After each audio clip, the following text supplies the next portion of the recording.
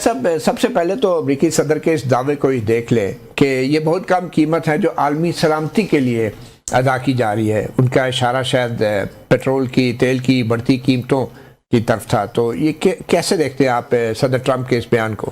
میرے خیال میں بڑا بے بنیاد بیان ہے، کیونکہ اس میں وزن نہیں ہے. کیونکہ صرف قیمتیں نہیں بڑھیں، پورا خطہ ہل گیا ہے. ایک عالمی اقتصادی توانائی کا بحران آ گیا ہے. امریکہ کے اپنے حلیف ڈر گئے ہیں، اور مغرب جو ہے ابھی پتہ چل رہا تھا، بات ہو رہی تھی G7 کا اجلاس ہو رہا ہے، کل GCC ممالک کا اجلاس بھی ہوا، تو پورا خطہ ہلا ہوا ہے اس وقت. اور جیسے آپ نے عالمی آدھا عالم ورلڈ وار تو پوری ہوتی ہے، لیکن یہ ایشیا، مڈل ایسٹ، یورپ، یہ تو پورا it's shaken up everybody. اور جو بنیادی مفروضہ تھا اس جارحیت کا، جو بے بنیاد اور غیر قانونی ہے، وہ تو فیل ہو گیا ہے. رجیم بھی قائم ہے، صلاحیت بھی قائم ہے، جوابی کارروائی بھی ہو رہی ہے. اور میرے خیال میں تو ابھی تک اسرائیل اور امریکہ نے جو ہدف چاہتے تھے وہ تو بالکل نہیں اچیو کر سکے. تو آپ کے خیال میں کوئی مس کیلکولیشن ہوئی ہے؟ اور یہ جنگ آغاز میں کتنے دنوں کے لیے پلان کی گئی بظاہر امریکہ کی طرف سے؟ پہلی بات ہے کہ یہ نیتن یاہو کی جنگ ہے.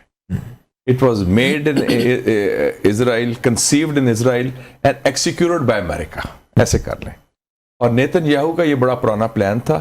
میرے خیال میں اس نے ٹرمپ کو پھنسایا ہے، بلیک میل کیا رہا، if میں لفظ استعمال کر لوں، through the Epstein files. اچھا، ہاں جی، میرا کہ وہ ایپسٹین فائلز، کیونکہ ایپسٹین خود ایک موساد ایجنٹ تھا، اسرائیل کا ایسٹ تھا، اور وہ رکھا ہوا ہے ویڈیوز جو ہمارے ہاں بھی ہم سنتے رہتے ہیں ایسی چیزیں، لیکن وہ انہوں نے خاص رکھی ہوئی تھی اس کو بلیک میل کرنے کے لیے. اور اس کو ڈریگ کیا اس بنیاد پر کیا کہ جناب یہ تو 2-3 دن کی مار ہے، ہم وی ول ایلیمنیٹ دی ٹاپ لیڈرشپ اور یہ سارا ہو جائے گا.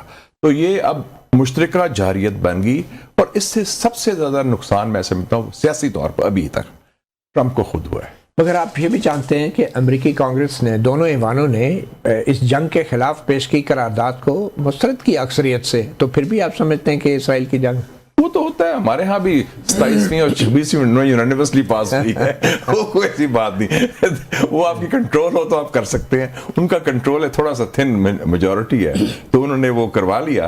It doesn't mean any thing, کیونکہ پبلک اوپینین جو ہے امریکہ کی، دیکھیں نا، میں اس کو بجا رہا ہوں یہ. اور میں سمجھتا ہوں کہ US کانگریس از اسرائیلی آکوپائڈ ٹیریٹری. یہ صرف غازہ نہیں، ویسٹ بینک نہیں، لیکن یہ بھی قبضہ ان کا ہے through the Israeli lobby politically. ٹھیک ہے. تو یہ جو امریکن پبلک اوپینین کا جو سروے آیا ابھی، اس میں آیا کہ 27% لوگ جنگ کی حمایت کرتے ہیں، 73% اس کی مخالفت کرتے ہیں.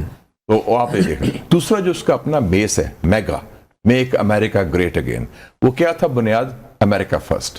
اب لوگ کہہ رہے ہیں جی آپ تو اسرائیل فرسٹ کی بات کر رہے ہیں، اور دوسرا آپ کہتے تھے نو مور وارز، آپ نے تو جنگیں انلیش کر دی ہیں. So I think that it will cost ہم ویری ڈیئرلی، کیونکہ یہ ان کا 3-4 دن کا معاملہ نہیں، یہ تو جنگ طویل ہوئی جا رہی ہے اور جنگ پھیل بھی رہی ہے. مگر میگا کے اندر کوئی تقسیم یا تقسیم نظر آ رہی ہے؟ تقسیم ہے جی. دیکھیں سب سے بڑا ان کا آئیڈیالوگ تھا Tucker Carlson, Steve Bannon, Marjorie Taylor green.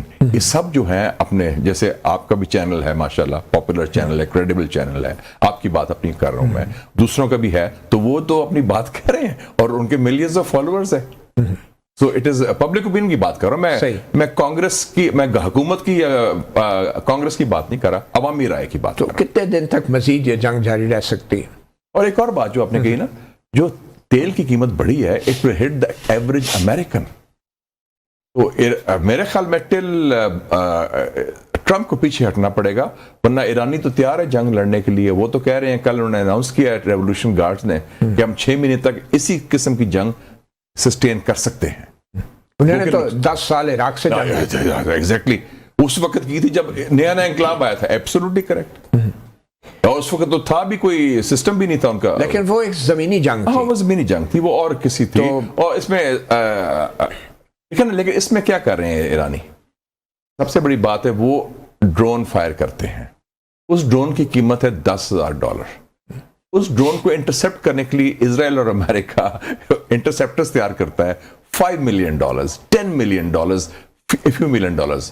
اور ابھی میں CNN دیکھ رہا تھا، اس میں ایک ڈرون کو انٹرسپٹ کرنے کے لیے 11 انٹرسپٹرز آئے ہیں. وہ سارے تو ضائع ہو گئے نا جی. تو وہ جو asymmetrical warfare کہتے ہیں کہ ان کی تو اپنے ڈرونز تو لاکھوں میں ہیں، خود انہوں نے تیار کیے ہیں اور ان کی ہائی ٹیک ہے ایران کی اس حوالے سے. لیکن آئی ایگری ود یو کہ وہ ان کی اسٹرینتھ زیادہ ہے بظاہر سائز کے حوالے سے، اسٹرینتھ کے حوالے سے، لیکن وہ ایک ہمت بھی ہوتی ہے، عزم بھی ہوتی ہے، پلس ابھی ملٹری صلاحیت ان کی قائم ہے. اچھا، جب ہم کمپیئر کرتے ہیں ایران کے $10,000 کے ڈرون کو اور $1 ملین یا کتنے $2 ملین اور $5 ملین کے میزائل کو انٹرسیپٹر سے، تو آپ کے خیال میں ایران کو مالی طور پہ کم نقصان ہو رہا ہے، امریکہ کو زیادہ ہو رہا ہے؟ کیا ہم یہ کہنا چاہ رہے ہیں؟ میں سمجھتا ہوں یس، امریکہ کو یہ جنگ جو ہے اس وقت، جو اپنے ایسٹیمیٹ ہے ان کے $1 بلین روز کا خرچہ آ رہا ہے. اس کے علاوہ جو یہ صرف پیسے کی بات نہیں ہے. 15,000 فلائٹس بند ہو گئی ہیں ابھی تک، 10واں دن ہے جی. 4,500 سٹرائکس اسرائیل اور امریکہ نے ایران پر کی ہیں. اس کے جواب میں ایران نے 3,500 سٹرائکس کی ہیں. اور اس کے علاوہ ٹریول، ٹورزم، اکانومی، انرجی اور پورا جو برانڈ تھا آپ کا گلف کا، جی دبئی چلیں جی، بڑا سکون کی جگہ ہے، دبئی شاپنگ فیسٹیول ہے، ریلیکس کریں، دوحہ چلیں، کویت چلیں، وہ تو بحرین چلیں، سارا فارغ ہو رہا ہے. مگر بظاہر تو یہ کوئی میرے خیال میں ایک خوشی کی بات نہیں ہے ایرانی قوم کے لیے کہ ان کی کوئی بچت تو نہیں ہم کہہ سکتے. نہیں ان کا نقصان ہو رہا ہے بڑا. ایران کا $10,000 بھی ایران کے لیے جو معنی رکھتے ہیں وہ شاید $1 ملین جانے بھی شہید ہو رہے ہیں. اور جس طریقے سے ان کی معیشت اور انفراسٹرکچر تباہ ہو رہا ہے، ان کو جتنا وقت لگے گا بحالی میں اتنا شاید امریکہ کا تو ظاہر کوئی نقصان نہیں ہو رہا، ماسوائے ان فوجی اڈوں کے جو تھوڑا بہت کوئی 6-7 ہوئے، تو بظاہر تو یہ نقصان تو ایران کا اور ایران کی قوم کا ہو رہا ہے.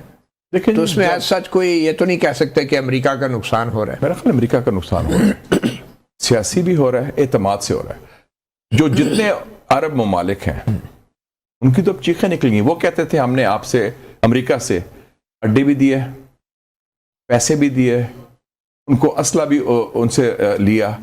ان کو کیا ملا؟ وہ تو ابھی میں پڑھ رہا تھا، ایک ہیں خلف الابتور، سب سے امیر آدمی یو اے ای کا، ابو دھابی کا، اس نے خط لکھا ہے اوپن لیٹر ٹو ٹرمپ، کل سی این این میں آیا بھی ہے کہ جناب who gave you the authority to start this war and damage the Gulf countries؟ وہ کہہ رہے ہیں ہمارا تو کباڑا کر دیا، آپ صرف ڈیفینڈ کر رہے ہیں اسرائیل کو. تو میرے خیال میں سیاسی نقصان بھی ہے، اسٹریٹجک نقصان بھی ہے. اور آپ دیکھیں کہ 9/11 کے بعد بھی یہ ہوا تھا کہ بومبنگ ہوئی، افغانستان بھی تباہ ہوا، عراق بھی تباہ ہوا اور ملک تباہ ہوئے، لیکن امریکہ کی اپنا جو سسٹم تھا وہ بھی کافی ویک ہوا اور اتنی دیر میں چائنا ابھر کے آگے آ گیا، تو اٹ ویکنڈ امریکہ. لیکن امریکہ کو اس جنگ کا فائدہ نہیں ہو رہا کیونکہ وہ مزید اسلحہ بھی بیچ رہے ہیں اور اس کے بعد عرب کنٹریز جو ہیں مزید امریکہ پہ ڈپینڈنس ان کی بڑھ رہی ہے. تو لانگ ٹرم میں تو امریکہ کو بہت فائدہ ہے، اس کا نقصان تو نہیں ہے اس جنگ. میرا نہیں خیال، کوئی فائدہ نہیں. اس جنگ کا سب سے بڑا نقصان ہے کہ پہلی کیجولٹی ہوگی صدر ٹرمپ، اس کی سیاست.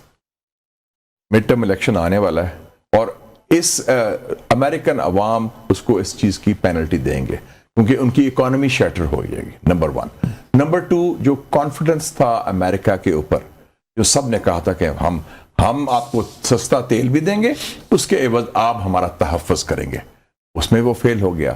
اور یہ تیسری بات ثابت ہوگی کہ جتنا مرضی عرب پیسہ دیں، کتنا پیسہ دیا؟ ٹرمپ گیا تھا $1 ٹریلین فلانا ڈالر، تو انویسٹمنٹ کے حوالے سے $3 ٹریلین کلیکٹ کیے تھے اس نے. تو ultimately when it comes to the brass tacks, bottom line کیا ہے؟ Israel first. تو یہ تو پیچھے ہٹ گئے، تو میرے خیال میں بہت بڑا نقصان ہوا. لیکن اس کے باوجود بھی امریکی اڈوں کو خالی کرنے کا تو کسی عرب ملک نے حکم نہیں جاری کیا. نہیں، اتنی تو ضرورت نہیں ابھی آئی، اتنی بھی ضرورت نہیں آئی. وہ اڈے ویسے ایران خالی کرا رہا ہے اور طریقے سے، جو ان کے اٹیکس وقتی طور پہ ہے. لیکن صرف اٹس ناٹ اباؤٹ اڈا الون. اوور آل میں سمجھتا ہوں کہ اس سے اچھا ایک اور چیز ہوئی ہے، مغرب تقسیم ہو گیا ہے.